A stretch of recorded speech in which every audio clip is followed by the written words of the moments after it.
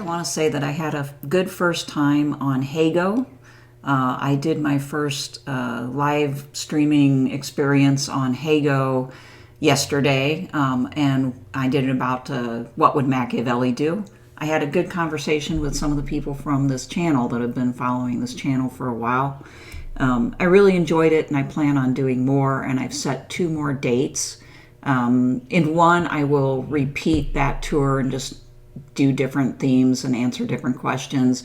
In another one, I'll be dealing specifically with what Machiavelli thought of Cesare Borgia in The Prince. So, if you're interested in that, I've got links below. Also, the seminar on Distributism, a third way economic theory that is neither capitalist nor communist, will be starting soon. I'm doing that every Saturday in June and the first Saturday in July. And if you want more information about that, I will also put that in the notes below. But today the topic is Guy Standing's book, The Precariat, The New Dangerous Class, and in particular the third to the last chapter, which is on Precariat time consciousness, and how the experience of time has changed. He starts out explaining that we have gone through 3 periods of time consciousness now. The first period, which lasted a long, long time, is seasonal time consciousness, where people didn't have clocks. Or even if they did, the clocks didn't really matter all that much, because what was more important was the consciousness of the seasons and the weather. And of course, as Charles Taylor would point out, consciousness of religious time as well, which tended to move with the seasons. So this had to do with the fact that most people were involved in agriculture or hunting or some sort of activity that relied so much on the natural environment that they had to be most aware of that time. And it would have made no sense to say, I must work between 9 and 5 if it's raining between 9 and 5, or if there's no deer or whatever it is that you're hunting to be had during this season, and so on. And then during and after the Industrial Revolution, we moved to this regular time, where time becomes extremely important to people because it regulates when they will work and how much they will work. And so, the ideal industrial time to work is 9 to 5. But of course, during the Industrial Revolution and for much later, that was not the case for a lot of people. But it was the case that they were expected to show up during particular chunks of time. Okay. And then that was work time. And then if there was any time left over, that was private time. And then now we've moved to what he calls tertiary time, which just means a third time consciousness, which is oscillating. There's chunks of time that we use for work and for play and for relationships and for maintenance and for reproduction of ourselves and our family.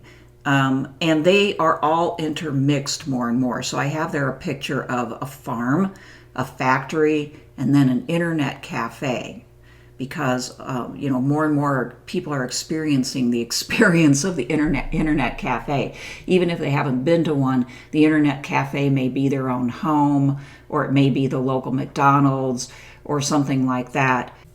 I found these quotes from an article called Tertiary Time, The Precariat's Dilemma, also by Standing, and I will put a link to that below so you can get that article online. But I'll just read these and then say a few words about them. But you see the guy back in the background there. He's got his meal, he's got a laptop, he's got his phone. This guy is at a restaurant somewhere, but he's not stopped working. So he's doing that reproductive work of feeding himself, but he's not even taking the time to fully, just relax and feed himself. He's got to be producing at the same time. And meanwhile, the phone is over here with its notifications telling him about his social life, but about his work life, about his reputation, phone calls from the boss, etc. Anyway, Standing says, in tertiary society, time is invaded. We are unable to maintain boundaries of activities. The pressure to combine tasks, often very different in character, leads to situations of unbounded rationality, having too many options. It is almost the new norm for people to face a barrage of demands on time at any moment. Tertiary time includes all the efforts by human resource managers intent on preventing worker discretion while making them feel that they have it, as at Walmart through its anal tracking systems. So, for example, we may devote a period to something that intrinsically requires continuity of attention, such as care for study or studying, but are bombarded by demands to use the time on other tasks, invading the space to the detriment of the quality of care or studying. Multitasking is an imperative of the commodified life. In a term used by Claudia Chibora, the work of improvisation eats up time and in the process shapes interaction and reflective capacities. Truly it's the rare bird who can actually multitask effectively and be equally on point through all of this. The result for most of us is that our attention to every single thing is where multitasking is watered down and degraded. So, two categories that he talks about in work are work for labor and work for reproduction. And both of these people try to do oftentimes while they're doing their work as well. Okay, so work for labor are all those things necessary to be a laborer, to be a worker. Let's just take the case of a delivery person. A lot of people have those jobs these days with DoorDash and other companies. And they're flexible. You can do it when you want to. You're a contractor, right? You're a contractor. But in order to do that work, you have to maintain your car, right? Because you rely on your car. And you have to keep your insurance up to date. So you've got to go to the mechanic occasionally. You have to check your car, make sure the tires are aired, that it's got enough oil. You've got to make sure that your insurance is up to date. All of these types of activities related to your car, which you need for your job, are on your time, so to speak, but it's really not your time. So that's work that you're doing that you're not getting paid for, but that you have to do. And by the way, the wear and tear on your car is going to cost you more in the long run than what you're getting paid for that job. But you're not conscious of that, and I'll talk a bit about that in the next slide. So that's work for labor.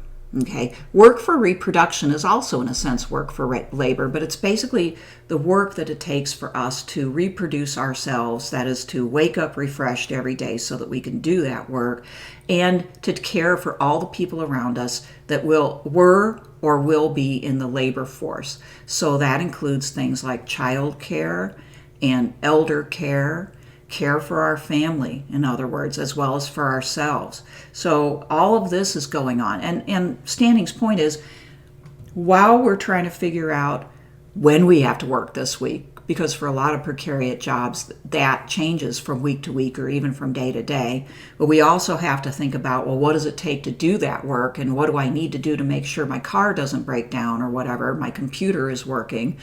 And also, what does it take to just keep myself and my family or the people that I care about afloat? Okay, how do I deal with the fact that I've got to work now, but my children need to be cared for? Okay, there's no regularity, and there's this constant demand of different types of work, and all of that other work is uncompensated for. Okay, and I wanted to really draw attention to these three categories here of disadvantages for precariat workers. Okay, these are very, very important, but hardly ever talked about. And I'm a little bit of a stickler for financial matters, and I try my best to educate people as to the importance of this. Okay, let's take that delivery driver again. That delivery driver, if they're trying to do that almost full time, for income, may reach a point where doing their taxes becomes pretty important, okay? But a lot of early delivery drivers don't file taxes because they are, maybe at least in the United States, under that level of income in which at least federal taxes will be withdrawn from their check, although state taxes might still be. And of course, some taxes are withdrawn, and if they don't file, they won't get that money back. They won't be refunded. But let's say they file, but they try to do it on their own. They won't think about, or won't even maybe know about, the fact that they can, or they might be able to anyway, take deductions for their car's wear and tear and depreciation, for any sort of upkeep of their car, any sort of work-related expense. If you're required to commute, for instance, you may have to pay a lot to get to your job and back if you're not that delivery driver. Let's say that you work in the city, but you have a house or an apartment somewhere in the suburbs, and you take a bus or a train every day to work. So my point is that, and Standing makes this clear, if you are in, let's say, the Salutariat, if you're in the professionate, okay, you probably know and have the wherewithal, the financial means, to hire an accountant who will find all of the advantages for you, to deduct the expenses that you legitimately should be able to deduct, that should be recognized on your tax return. But a lot of the precariat don't have the time or the money to be able to seek out that kind of help, and they generally think, that's not something, that's only something that people with more money than I have need to do. But that's not true, and there's just no compensation for that. All right, that is a real deficit. If they do seek out tax services, it might be from a very simple provider that might not be doing the best job for them. But I would say that some of these tax preparing services that are nationwide would actually be worth investing in. In other words, if they say, we'll do your tax return for $150, it probably is worth doing, because you'll probably get at least $150 back. But you might get a whole lot more back, because tax accountants also know about government programs and benefits that you might be able to receive, and none of that is available to the precariat because they don't think that they need those services, and they don't think they can afford them, or they really can't afford them, okay? And that dovetails into the next point, which is that, a lot of times the precariat fall into these jobs where they are contractors, and yet they don't know about contract law. In fact, many may not be, especially the young ones, may not be aware that really of the difference between a contractor and a straight up employee. But when you're a contractor, all the responsibility is put on you.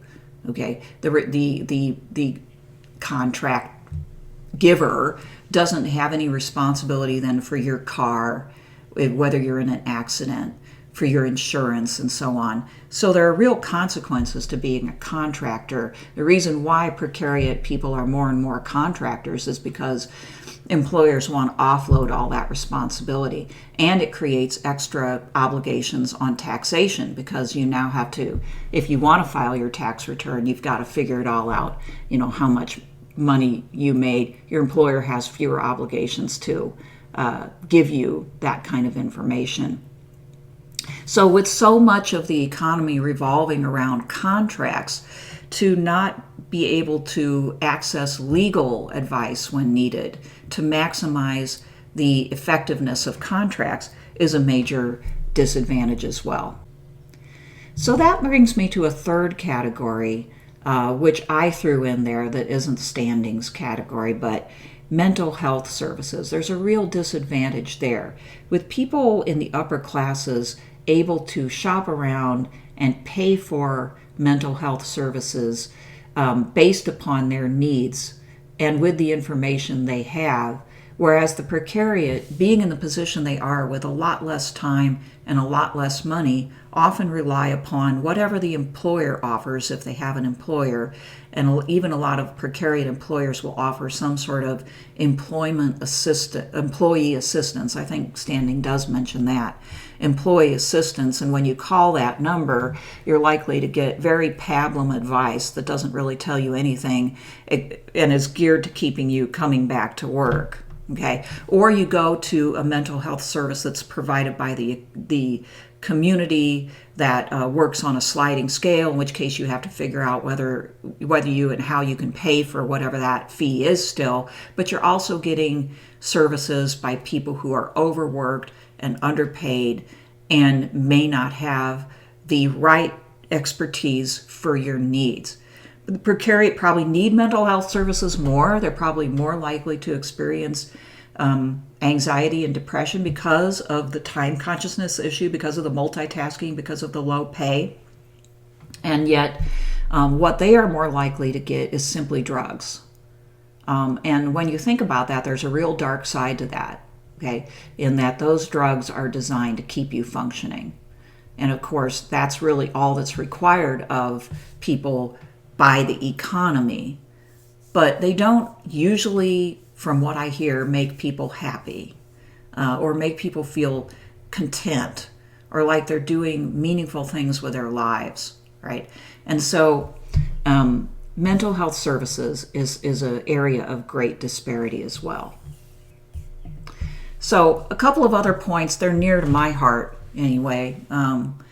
He talks about the leisure squeeze. You know, when we're doing all this multitasking and our minds are never at rest, and our play time or rest time is invaded by work time and reproductive time, maintenance time, labor preparation time, we don't have time to concentrate on a couple of things that people can do with true leisure time, which is, you know, the ability to rest, right? To focus, to cultivate oneself, right? He mentions two things: cultural cultivation, right? Reading a book, watching a documentary or a video, going to some sort of cultural event, enriching oneself in knowledge and in cultural knowledge, cultural experience, which helps people feel more steady, more embedded, more apart, you know? So this tertiary time is breaking apart culture. And with less of a sense of culture and community, people feel that much more anxious. Also, without true leisure time, you cannot be a full citizen, right? You don't have time to whatever the equivalent of reading the newspaper is now, right? I don't read a newspaper. I listen to one primarily, although I do read one national one, right? But, you know, do most people have time for that? No, they get their news on the go, Facebook notifications, you know, Twitter notifications, because they don't have the uninterrupted leisure time to actually sit down. And then, of course, they're castigated and blamed for doing what they do to get their news by people who don't understand that, because they do have time to sit down and read a newspaper. If you can't do that, then it's very unlikely that you're going to show up to a town hall meeting or the school board meeting that deals with what your kids are doing in school and what they're learning. You're not going to have time to do that either. Okay, and so that means that democracy is degraded. And again, the economy doesn't care. The economy wants a large, malleable workforce that does not spend much time in cultural cultivation or in citizenship, because those would strengthen people to the point where they might want to try to figure out how to regulate their time better. So this is a very useful chapter by Standing. Next week, I will wrap up the book. There's two very important chapters yet to go. One is about kind of the worst case scenario that could happen in the future, and the other is about, I think, Standing's vision of the best case scenario of what should happen moving forward.